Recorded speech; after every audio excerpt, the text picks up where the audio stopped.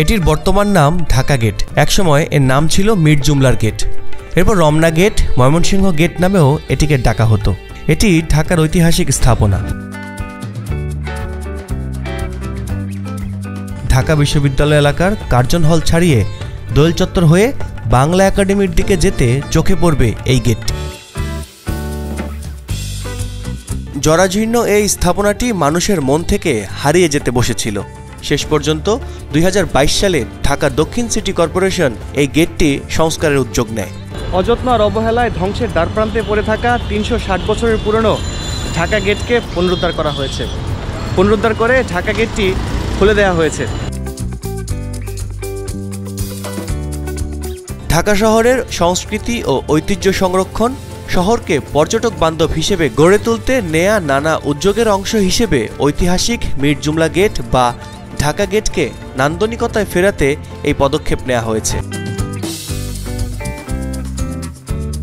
এই গেটের 3টি অংশের একটি ঢাকা বিশ্ববিদ্যালয়ের নবায়নযোগ্য শক্তি গবেষণা কেন্দ্রের দিকে, মাঝখানের অংশ পড়েছে রোড ডিভাইডারের মাঝে, আর অপর অংশটি সোহরাওয়ার্দী উদ্যানের দিকে 3 নেতার মাজারের পাশে।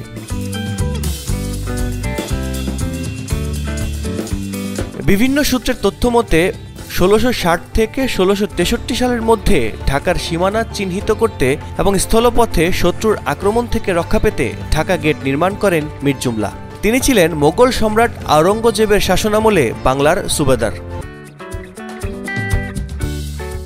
কয়েক শতাব্দী ধরে এই গেটটিকে রূপান্তর করা হয়।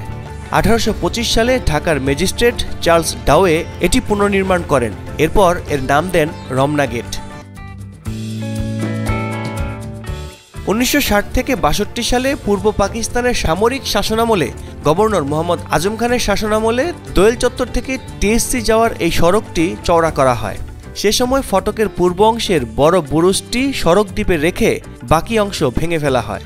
পরে নতুন সড়কের পূর্ব পাশে অবিকল প্রতিরূপ তৈরি করা হয়।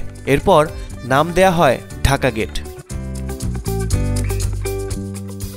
সবশেষ 2023 সালে প্রথিতযশা ইতিহাসবিদদের নির্দেশনা অনুযায়ী এটি পুনর্নির্মাণ করা হয়। ঐতিহাসিক গুরুত্ব জনসাধারণের কাছে তুলে ধরতে ফটক ঘিরে তৈরি করা হয়েছে গণপরিসর।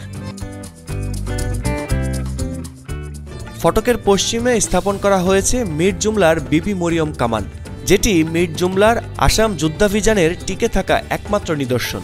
ভারতের মোগল শাসনামলে দুর্ধর্ষ দস্যুদের নিবৃত করতে কামানটি তৈরি করা হয়েছিল। সপ্তাদশ শতকের মাঝামাঝি সময়ে মোগল সেনাপতি মীর জুমলার আমলে এটি ঢাকায় স্থাপন করা হয়। ইতিহাস থেকে জানা গেছে বাংলার সুবাদার মীর জুমলা আসাম অভিযান করেছিলেন। সেই আসাম অভিযানে এই কামানটি ব্যবহার করেছিলেন। এরপর থেকে এটির নাম মীর জুমলার কামান। 64,815 পাউন্ড ওজনের কামানটি প্রথমে সোয়ারিঘাটে স্থাপন করা হয়। সোয়ারিঘাট থেকে চকবাজার, চকবাজার থেকে গুলিস্তান হয়ে এখন এটি এই ঢাকা গেটে।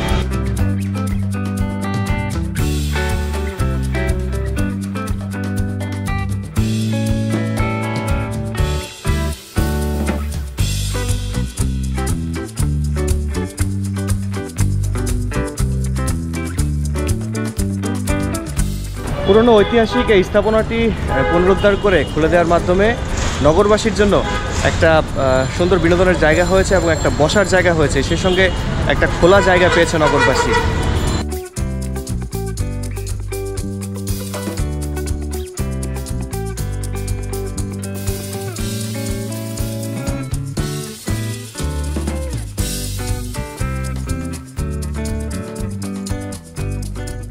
ঢাকা গেট নিয়ে এই ছিল আমার আজকের ভিডিওতে। কেমন লাগলো ভিডিওটি তা অবশ্যই কমেন্টস করে জানাবেন।